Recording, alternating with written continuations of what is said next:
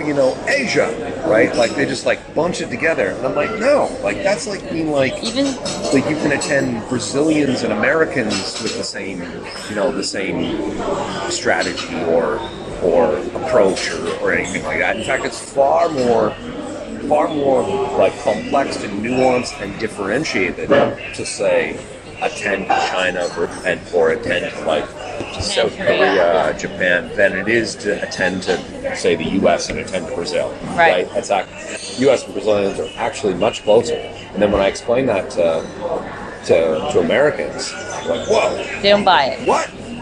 They all look the same. Like, no, you look the same. Yeah, absolutely. That's funny. Yeah, sorry, I actually should say that's I get. No, it's not a political incorrect or anything. It is a little bit politically incorrect, but that's okay. It's not going into any of those. I defend the Asian Chinese. thing. Like, no, actually, they think you look the same. They're like, what? Yeah, you do. It actually comes from a lot of the Asian study folks. They would say like, Japan, Korea, China are very different, but like for many of the Americans or whatnot, like. I think so. Yeah. Well, are you ready or what? Yeah, I can order.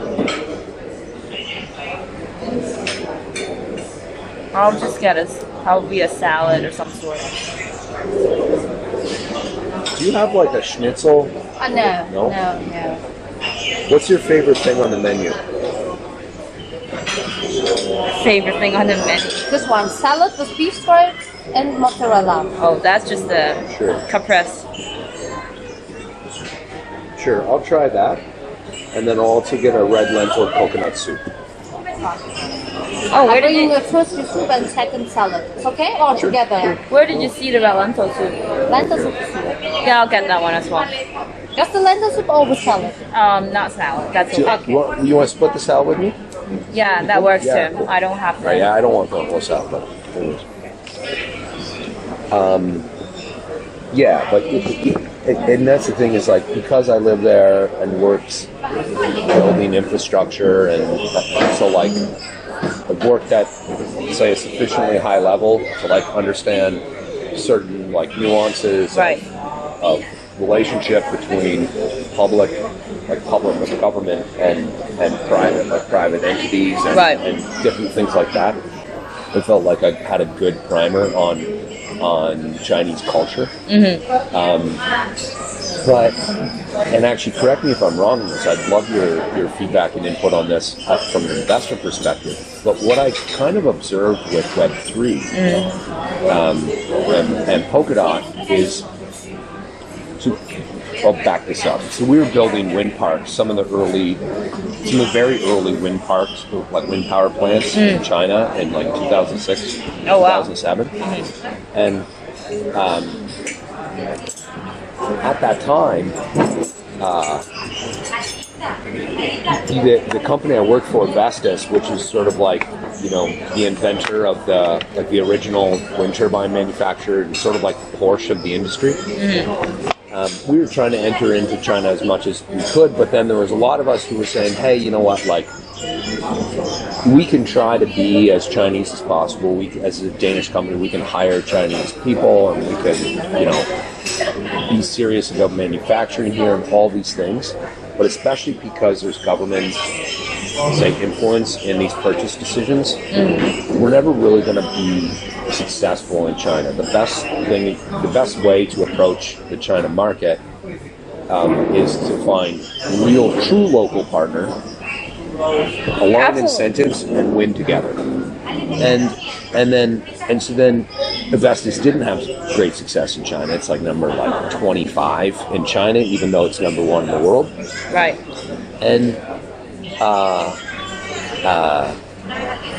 so I took away the lesson from that era of my life that China wants local homegrown technologies for the most part. The Chinese market wants local homegrown technologies for the most part. And that's true in many industries, I would say. However, there are some nuanced industries where for some psychological factor or image-related factor, the foreign version is dramatically preferred to the local version. Say like, handbags, right? The foreign handbag is preferred to the. You could have the most exquisitely done Chinese handbag, Right. and most Chinese people are still buying Louis Vuitton every time they go to Paris, right? Kind of thing. There's a. I have some other Yeah. more nuanced comment, but finish that. So the idea here, or the thesis, which is an incomplete thesis, and I kind of want your feedback on this. But I saw with Polkadot that there's this really intense interest around Polkadot, around this sort of like Web3, like ethos, and like believing in, just the ideals of Web3, and for better or for worse, Ethereum, Polkadot, and Bitcoin obviously have gained the trust of the Chinese community that there isn't a cryptographic backdoor. The polyfurl, will never sort of be able to coerce a team to say, like open, like put a cryptographic backdoor that they can have access to. Where the national homegrown projects, I don't think there's that confidence. And what that means is that if a Chinese person is, say, doing something that they want to maintain private, like it's flight capital, right? They're trying to get money out of the country, or they're trying to transact in things that would be precarious for them to transact with their bank account. That they can really trust these protocols, where maybe they can't trust a Nervos, right? Like maybe like. And so I think that could have a dramatic effect on like grassroots adoption and community and things like that, in spite of great like community programs and top-down efforts that say Tron and Neo and Nervos and others are doing to be the homegrown Ethereum. And the net there is the corollary that I draw to. There are some of these industries where the Chinese consumer prefers the foreign one to the national one, even though there are also many industries like industrial infrastructure projects and certain social platforms and search and so on and so forth. Right. Again, where you have sufficient top-down influence that the homegrown one is the only one that is in the consciousness of the Chinese consumer. I was going to say Prove something. to me that I'm wrong. No, not that. Well, actually, I do. I think- love pushback and feedback on that thesis. I think the physical goods, the luxurious ones, especially specifically, those are, you're absolutely right. However, in Web 2.0 kind of what I've been observing is that, especially given I went back to China in 2017, that was the time when, most of the Chinese version of Uber, the Chinese version of Yelp, the Chinese version of OpenTable, whatnot, all of those were already very mature. Because they forked pretty much all of whatever there started in the United States from Silicon Valley or New York ones, and then they kind of start to grow their own local ecosystem. What I've been seeing is that the Chinese companies, especially the internet one, they focus a lot on the product, meaning that the product experience, the UI, the UX, and also very nuanced and detail oriented. Versus now, this time I have a very, very strong feeling. Back to New York in May, using Yelp and all the other ones, apps and stuff. I was like, these are crap. Well, not that, but oh my God, I love DD. In fact, I just bought some Uber. Shares? Yeah, specifically not for Uber, because Uber is just a money-losing machine, but because Uber has 20% of 25% of Didi, yeah. And people are way underestimating the value of Didi. Didi is a $100 billion company. Yeah. Uber, who knows? But Didi. Did I tell you that I work at Didi before? Oh, you did? Yeah, Okay, I was in amazing. their corporate strategy team. It's so much better than Uber. That's a great example. Exactly. Well, another great example is WeChat is better than any and all social networks that we have in the West, period. No, yeah, absolutely. It's a mega app, though. A lot of Americans don't like that, and also European ones. They don't like the idea. And then they post that on Facebook. We don't like mega apps. Well, That's actually very interesting. The other day I was at the Elixir, like the David Chow talk about, how his own P2P kind of payment system. And then myself and the DDEX Bowen was saying that, we found a fundamental difference in the value kind of system is that in China, people like to pull all the resources to one platform and just get it done well. But then that platform gets very strong. Yeah. Versus for United States, people are okay with having, a lot of different ones and they prefer that one. I think it's more like a value, like Eastern and Western value thing, especially I guess more Chinese value because they like the kind of socialist, strong government, everything. They just gather all the resource together to do one thing. That kind of. But yeah, so I think to that sense, I wasn't sure if people prefer the Western or the U.S. But I guess back to the blockchain specific industry, people definitely trust more of the, say Polkadot, of some of the other ones like Cosmos. Yep. Partially also because of people. It's funny. Chinese people want to make money, and this is clear. I love that. I know this is. We're here, not necessarily for speculative, I get it. speculation, but make an income, right? We're here for Exactly. money. Exactly. I was like, me too. I feel like I've had to be not myself. You don't have to for be so hypocrite. long, right? Yeah. I think a lot of they are not kind of they dare to admit that. Yeah. But on the other hand, though, they trust protocol or infrastructure that people who do not necessarily want to make that much money build. Meaning, they would think, oh, maybe Nervals are trying to raise that much money and then just get more capital and get away and that kind of thing. Uh-huh. They had the kind of mistrust. Mm-hmm. So this is a very interesting dilemma. So I think that kind of explains what you were saying. Yeah. So I don't know. I think, but why don't we can start this interview? I think now, as I think it's a good time.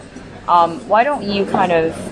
Well, everyone is actually very curious about your experience this year at Web3 Foundation specifically, and also your takeaway from the experience. And even how I know Web3 is a very flashy term that everyone has a different definition. What do you, what Web3 means to you? I think this is a good question to start. Well, so from a definition perspective,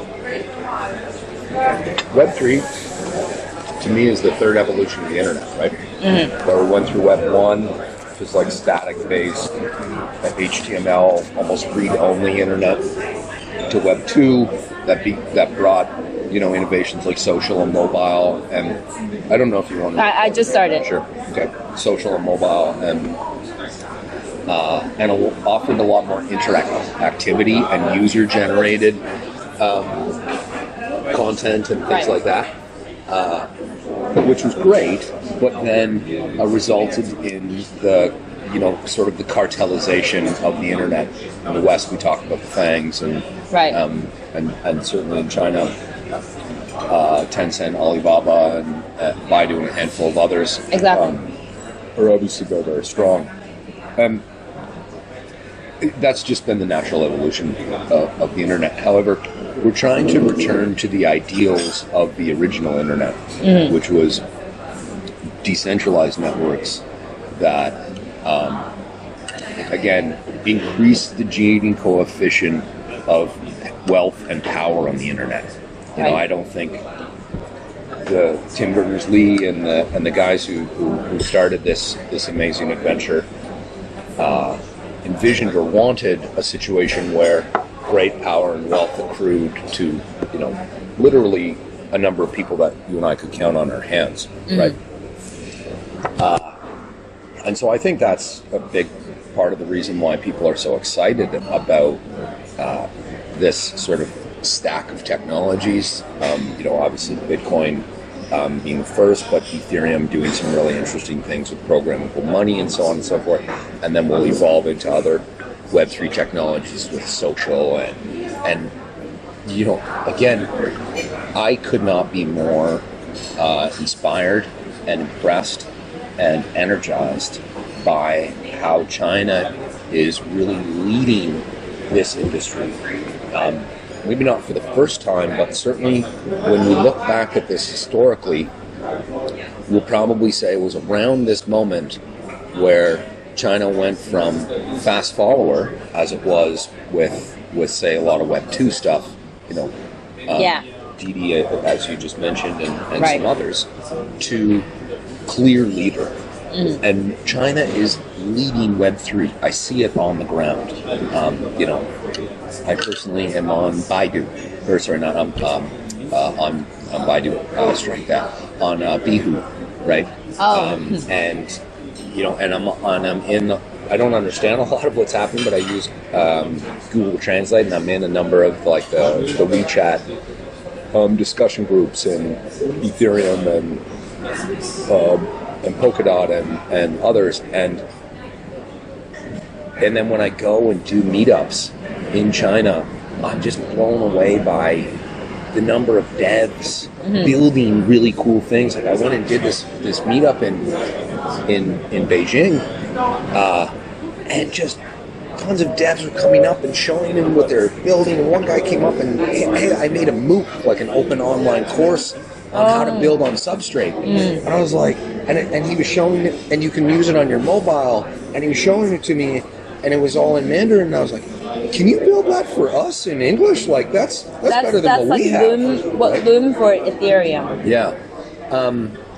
It wasn't Loom for Ethereum in that case, but there's just all this building happening. And so when I go to other countries, and the time at Web3 was unique because it gave me an opportunity to go to many different countries and do a temperature check of many different countries, like on the ground.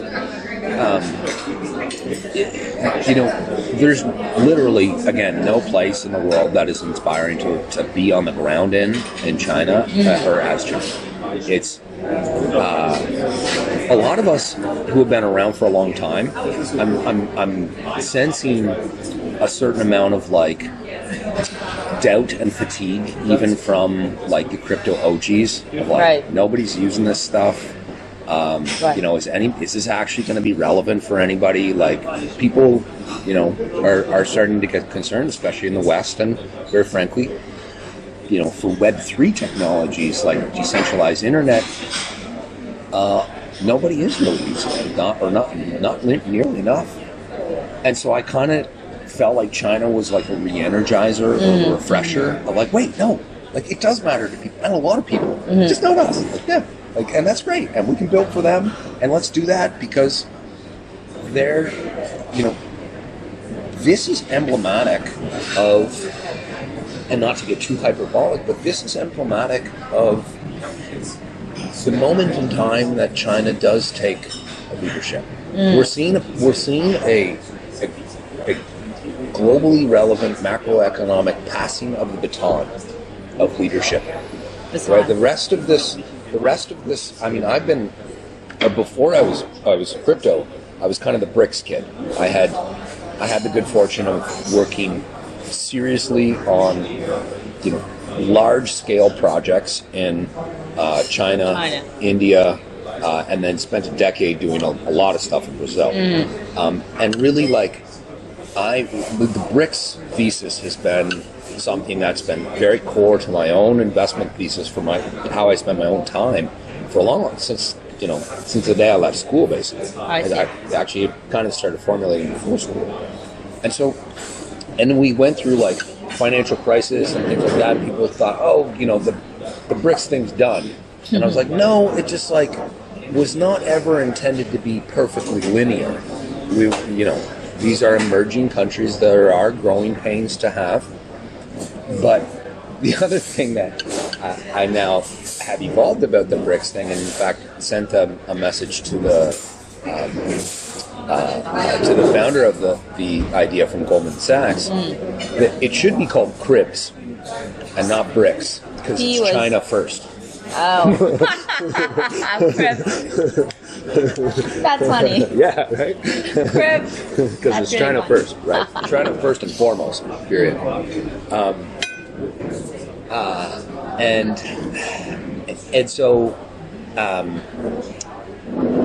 it was it really has been an amazing sort of like regenerative moment for me with sort of the rediscovery of what I already knew, and then we're seeing what cannot be understated. This, I think, and crypto will represent one of the first examples of China, here in the late 2010s, early 2020s, China took the lead and started to distance itself and not be fast follower on technology, actually developed its own great technology.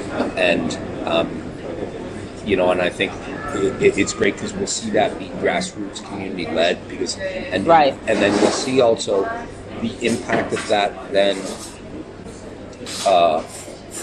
sort of has reciprocally in how China evolves as a society. Because you'll have more privacy-preserving technologies, you'll have sort of some more self-sovereign identity, and then you'll have a dialogue internally and as a community of what that should mean. And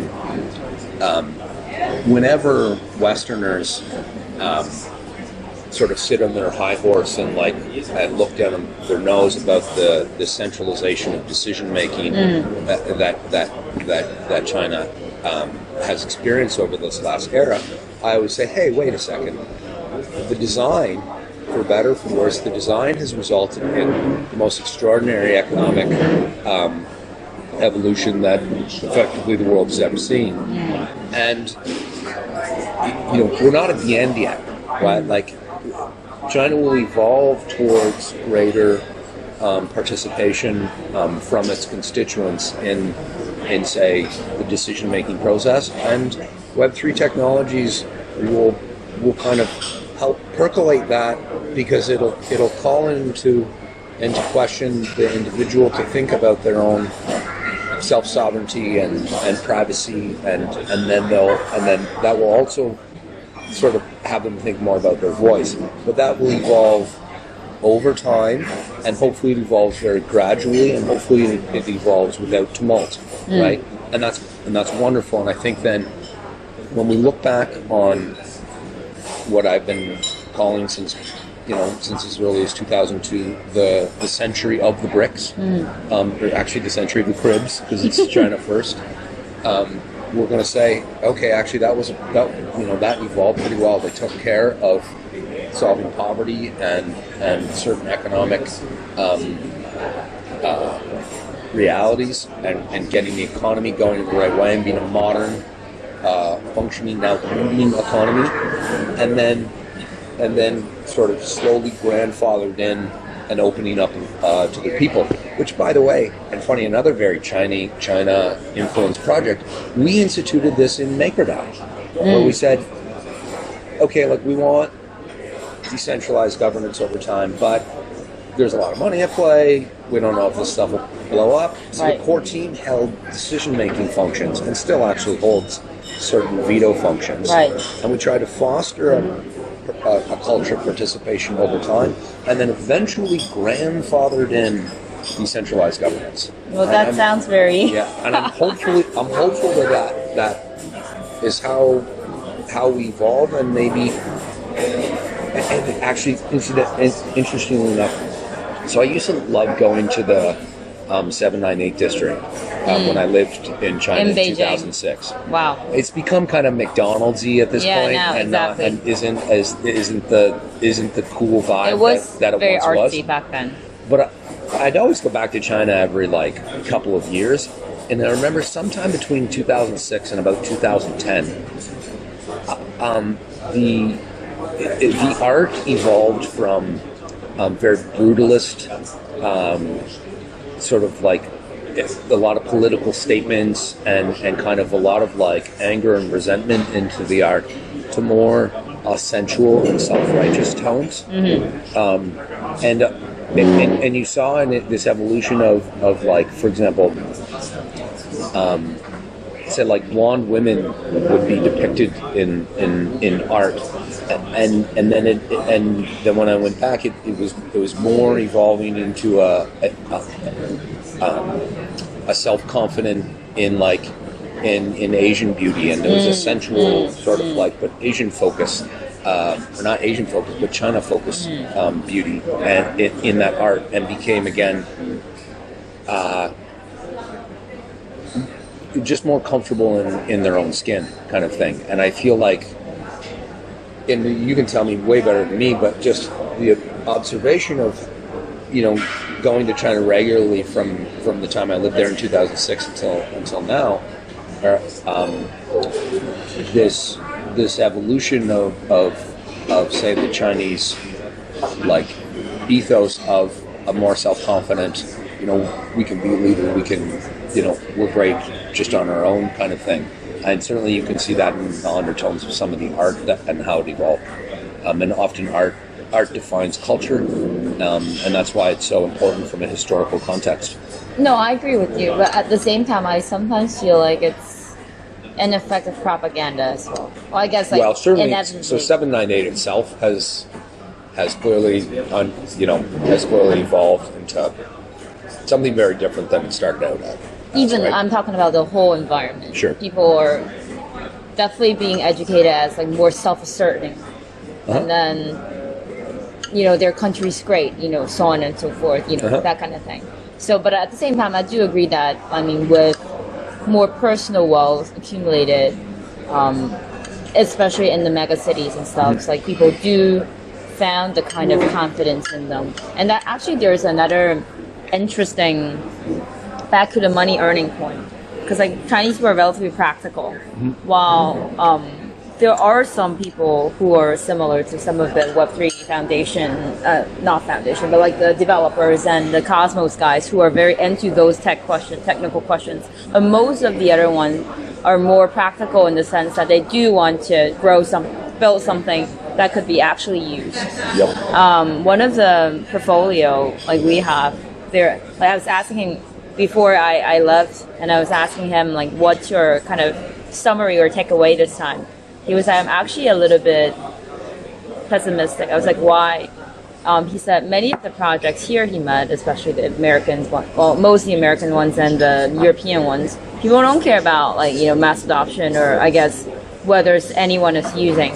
Like he used the example of Itfinex, like they're exploring. Some of the other ones as well. Like he was saying that many of them are surely because they are well funded, so that they don't try really hard to find a way to really get a lot of people using as the first priority, but more like trying to experiment certain things because they are well funded.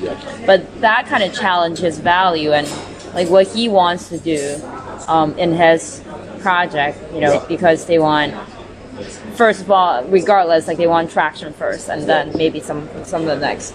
So, like, how do you see?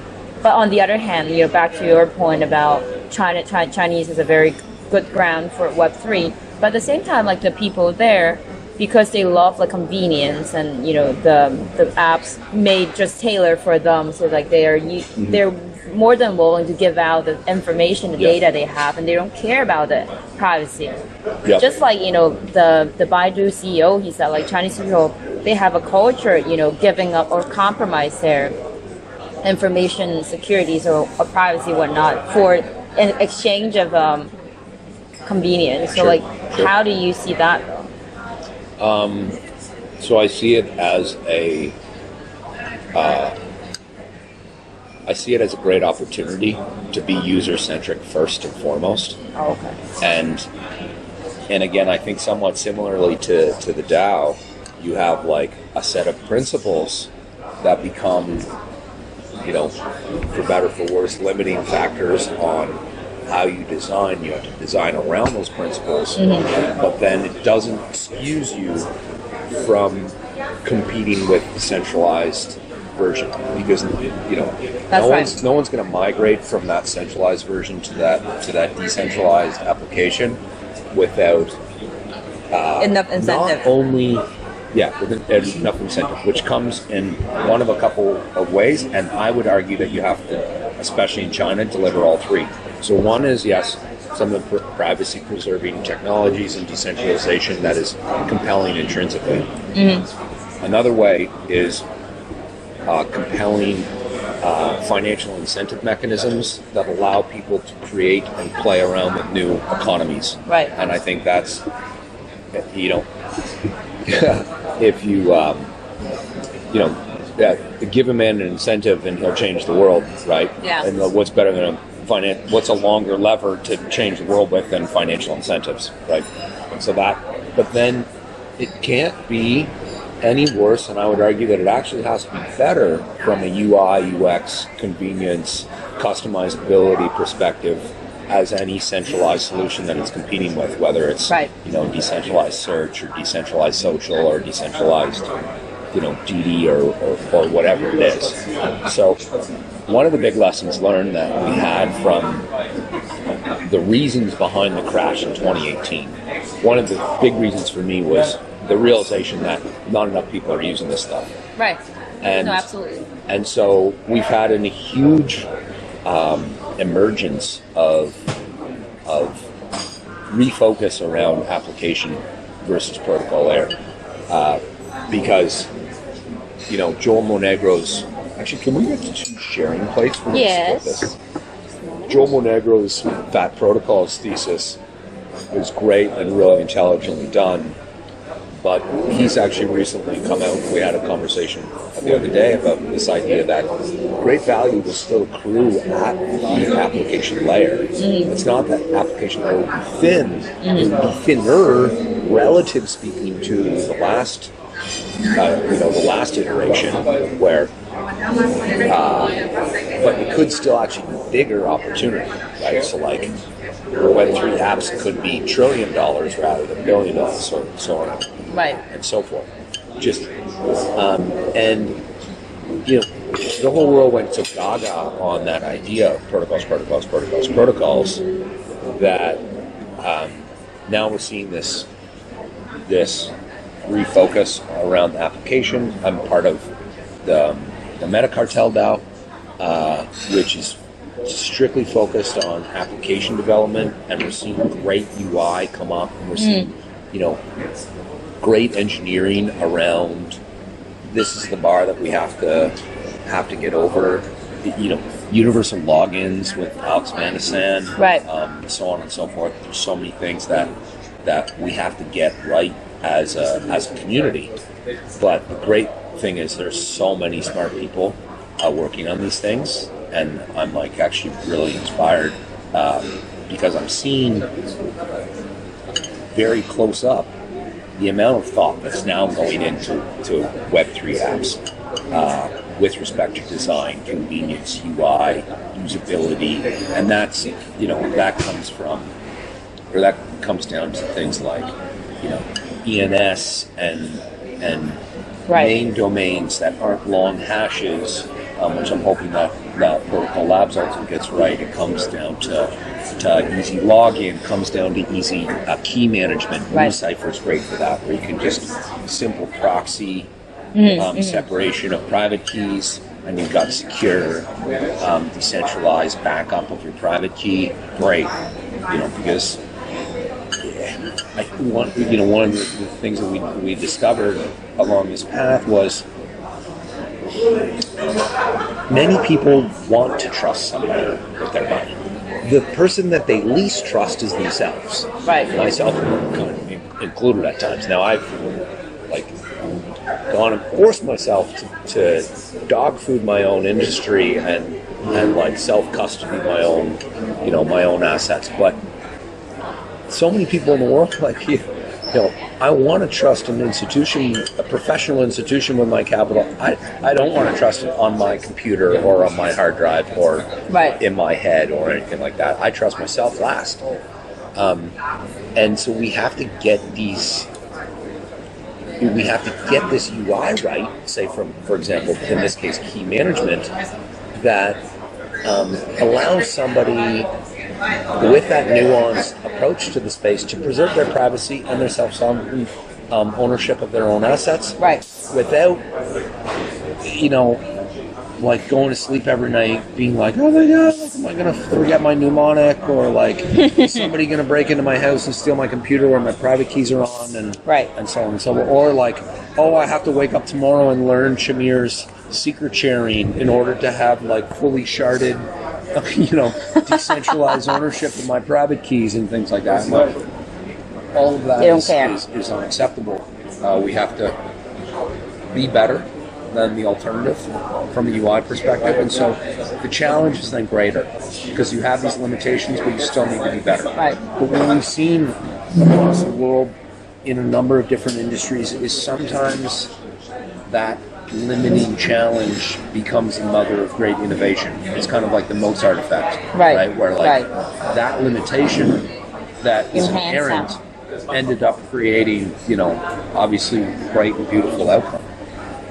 And so I'm optimistic. And again, I think like seeing it happen in China first, that people are getting this fact that like, you know what, a crypto dApp has to probably work on WeChat.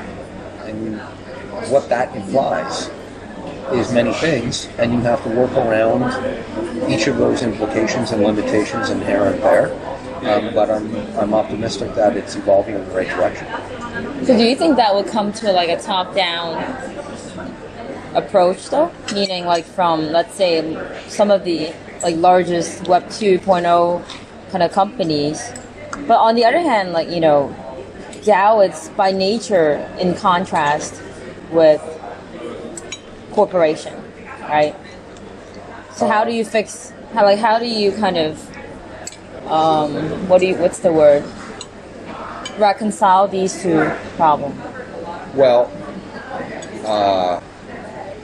so I don't think the most compelling opportunities that I'm excited about in China will come from top down. Okay. So I don't think that WeChat will make, the biggest impact in crypto. I just think that the impact apps in crypto We'll need a lot of traction. should try to, again, the same thing that I mentioned about the DAO, in good faith, interact, like, as a service, you pay as a service to leagues and people to professionally work on behalf of the DAO, and these people get, That's fine. I don't need that much. So I'm also mindful with time. Sure. On behalf of the DAO, go and interface and open a dialogue with regulators and say, hey, we want to do the right thing. Right. There's some limitations by our community's design that we can't get right, but we think that if we work collaboratively and open-mindedly, we can kind of tie, say, a WeChat or a regulator into the conversation and start to bridge that. And I think that's where Web3 is going. That it's not going to be, there isn't going to be this moment where people are like, okay, let's shut down Web 2 and now I'm moving to Web 3. And that was the early days, right, where we had like Mist, Alex built Mist, and there was this moment where, okay, now I'm going to go into the Ethereum world and browse in Ethereum. And then I'm going to go back over to Web 2 world, and there was this like clear cut, very clear line.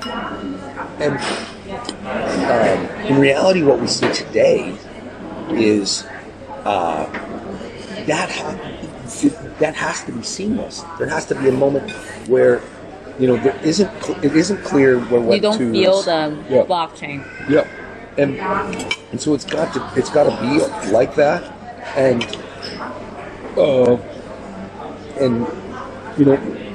different large corporations and governmental entities will have their moments of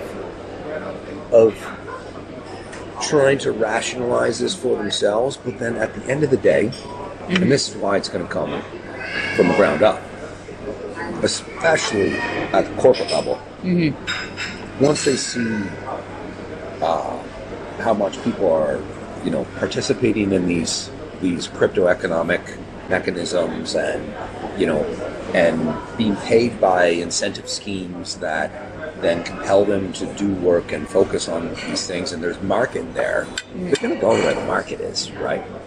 And not only are they going to go where the market is, they're going to drag, I think, especially in China, and I really sort of noticed this in my previous iteration there working in energy, that there's this very interesting relationship between, say, the regulators and public staff and the private staff of private companies, where there's a dialogue such that one brings the other along with it, right? Right. It's like, hey, That's no, right. this is what, and the private element, especially from consumer technologies, their real boss isn't, say, the government. The real boss is the consumer. And they can say, hey, our boss is liking this, and we want to go in this direction, and then the public side has to kind of reconcile that, and it's this dialogue, this push pull, and I saw this back in 2006, where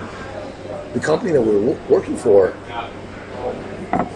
they could have a quick dialogue with, say, local regulators and have a resolution that was meaningful and went forward. Now, it wasn't like necessarily written into law and going through Congress process and all these things, but there was speed of execution for public goods comments, and I'm hopeful that the giant private companies, as they get compelled to dive deeper into Web3 because the market is taking them there, can then incentivize the speed of execution on the regulatory side. And I'm optimistic that it'll go there, because again,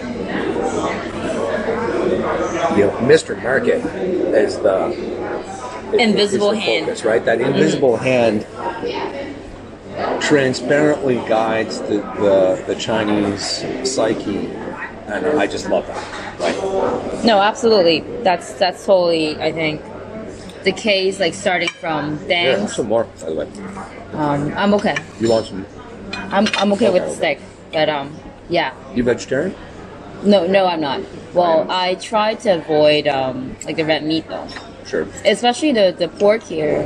Yeah. Smells you know what I'm talking. I don't eat pork. Oh, okay, yeah.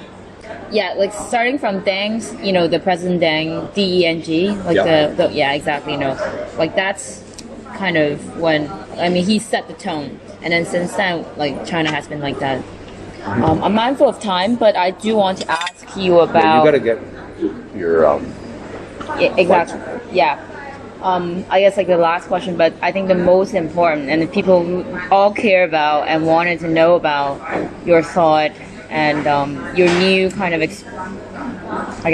new whatever journey. Adventure. Yeah, exactly. New adventure. It'll be an adventure. We'll tell you that. Yeah. So can you tell us like briefly what is that, and how do you form your thought around it, and what's your vision? Sure. Well, the vision is, and this was composed from a couple of different things, just like that influence of the Chinese market. It's like, hey, like, we want crypto economic systems that we can earn an income on. And like, I don't need to get rich speculatively overnight, but like, I want to be able to come into a community and know that if I deliver great value and work my butt off and create great value for this community, I can share in that value creation. Right. And we all got into this game to disrupt startup economics and disrupt venture capital, where it's this small group of players sitting in Silicon Valley who are just there at the inception of a project that accrue most of the value, right? Right. And if you happen to be around on the founding day, then you got rich. And if you came a month later but created the vast majority of the value, you probably ended up with nearly nothing. It's like this huge decay curve from day one to month 2 kind of thing and beyond. And so I wanted to create a community that is founded and centered on this ideal of, if we come and deliver great value, we'll participate appropriately in that value. And it's transparently attributed. You've got source cred that allows for objective metrics around like GitHub commits, and uses Google PageRank to quantify these objective metrics around GitHub commits and Discord discussion and discourse discussion and so on and so forth, combined with subjective metrics of reputation-weighted peer review. So, like maybe the founder of the project has higher reputation, and when he attributes value creation or value attribution to an individual, he has or she has a heavier weight than, say, somebody who just arrived very, very recently. It's like Ray Dalio's believability metric, right? Like someone who's been around and has created great value themselves then has higher reputation, and when they vote on how we split out a reward, their vote counts a heck of a lot more than anybody else in the system, independent of who's richer in the system and independent of like time. It's based on accumulation of reputation, which is based on the aggregation of value. So if I build the first great thing and that makes a lot of money, then I have high reputation. And then when somebody else builds the next great thing and we dole out those rewards, I have a stronger say in who gets the rewards. But it's not totally subjective because you have objective metrics that led to that reward, right? So and you can adjust all of these metrics with SourceCred, and you can play around with each thing to incentivize exactly the types of communities that you want. And this is what I call like the keystone of DAOs. That for the first time now with SourceCred, we have the ability to have decentralized coordination among teams and fair, transparent, decentralized attribution of value creation. So then we can go out to anybody and say, hey, you can show up, like for example, you as a talented investor in the space, you can show up and participate and bring great deal flow, and for every deal that you bring in, there will be a moment in time where it's registered that Mable was the genesis of that deal, and then when it's harvested, you get maybe the lion's share of the reward because you brought it in, and that's how it should work, right? The people who create the value gain the value, and so this is like the fundamental like founding value of this organization. And then the second thing that we wanted as part of the vision is, I was very into the original DAO. In fact, I was the sponsor. I didn't ever. So the DAO. The DAO, oh. yeah. So I hadn't announced this publicly until this year, and actually, I've never made a public announcement on this. But I was the sponsor of the White Hat Group. Sorry, I'm trying to respond to her. Sure. Go ahead. It's like she's waiting. We can walk back if you want. But anyways, we'll kind of go another 10 minutes here. So I was the sponsor of the White Hat Group. When the hack happened, Jordi Bolina and Alex Vanasan called me up because they knew that I was, a bigger player in the DAO. And they said, hey, we need to also drain the DAO, but we need more capital in order to drain it faster. And so I was on the beach with my girlfriend at the time. I was like, hey, babe, we got to go. I got to extend these guys who have never met my money. Oh, wow. And so I sent them the tokens, and they were able to drain the DAO faster than the hacker. And the rest is history, I guess. But I was super into the DAO and was really excited about the DAO. And I was noticing in those first few days, I think this is a really important point about the sort of raison d'etre of the DAO. In those first few weeks of the DAO, we were seeing two things occur. One, obviously people were very excited about this idea of a global, pseudo-anonymous venture capitalist that could fund great projects, but also be for-profit, and that would allow people to work for it and be sustainable. Too many DAOs today don't have a sustainable business plan. And the second was the quality of the due diligence that was happening in that DAO community was remarkable. It was way better than any of the due diligence that we were doing in the ICO craze of 2017. Right? If the DAO, and this is like the core thesis, if the DAO had survived, today it would be the largest capital player in the space. It'd be a multi-billion-dollar capital pool. And the quality of the due diligence of the DAO would have tempered the ICO craze of 2017, because it would have been difficult to get over the bar of the DAO and the community-led due diligence that was happening. And so at the end of the day, the experiment is, we think that the wisdom of the crowd can outperform centralized venture capitalists over the long term. And that community-generated due diligence is actually really thoughtfully done. Now, there's all kinds of novel mechanisms that we need to add to this, and I think it's probably beyond the scope of the complexities of the mechanism, of which there are many. I'd recommend maybe having a peek at the white paper, and then we can kind of do a follow-up deep dive on the white paper.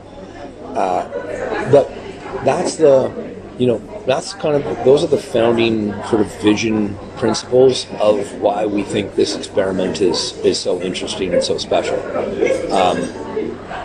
And that most of the big crypto communities and crypto projects want to have a global footprint. Mm-hmm. However, capital investors are typically regionally strong in the assistance that they can provide. You help your companies out a lot in China.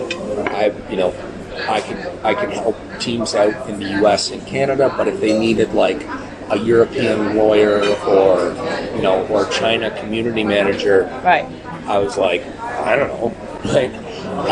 And this organization can have a global value add footprint for its projects, which I think could be a huge edge, right? If I take money from a VC, they can help me here. If I take money from the DAO, they'll help me everywhere. Right. And so that edge is valuable and extremely powerful, right? So the thesis here is that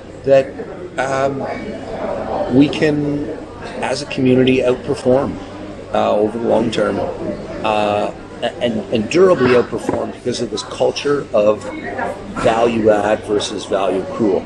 Right? You can show up on day 100.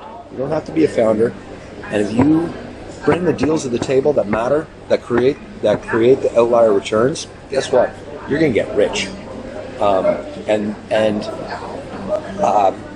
then the influence that China had from it, which just like catalyzed this for me, was, in crypto we often try to virtue signal that we don't care about the money. Yeah, it's all for the technology. It's pretty hypocritical. And when I'm like, man, this is decentralized incentivization mechanisms, like crypto economics. You're here for the money in some respect. Let's be honest about that. And many of these tokens are like have utility functions to obfuscate the fact that it's ownership of a network, and it's designed to improve value, and we're here at a for-profit manner. And I said, you know what? It's okay to be here for profit. We don't have to. We don't have to hide and sort of misdirect and virtue signal other things. Like, it's okay that I want to be here and I want to earn an income. Funny story. So the only reason that I often used to joke around in Polychain that Polychain never would have happened, certainly never would have gotten the scale that it had if the DAO didn't blow up. Oh. And I only went and seeded Olaf because the DAO blew up and I wanted to work for the DAO, being a venture capitalist capital allocator, and then it blew up and I was like, okay, well now I got to find something to do. Got it. So then I went and found Olaf, and lo and behold, Polychain and all the scale and success that ended up happening. But if the DAO had continued, I'd probably today be working for the DAO. So you're trying to like kind of restart or guys like continue what they already thought but never got to do. And I think like one of the to summarize here, I think you raised a very good and interesting and actually something I've discussed with somebody else this morning. Social credit is the new money, honestly. And meme-driven markets, right? Yeah. No. Yeah. Meme-driven markets are incredibly valuable. Or the KOL ecosystems. Yeah, some sort. A perfect example of KOL is how they can drive meme value. Right. Exactly. they're great accelerators in a network. I think, you know, as you go through the white paper, you'll see that it's very clear. We don't call them KOLs, but there's a very clear like place for the KOLs. We're like, come, you're here. You know, we have a place for you. We've thought about. I've specifically designed the DAO with the KOLs For in them. mind. Oh wow. Yeah. I will go through that thing and then follow up with you. Cool. I have to go though.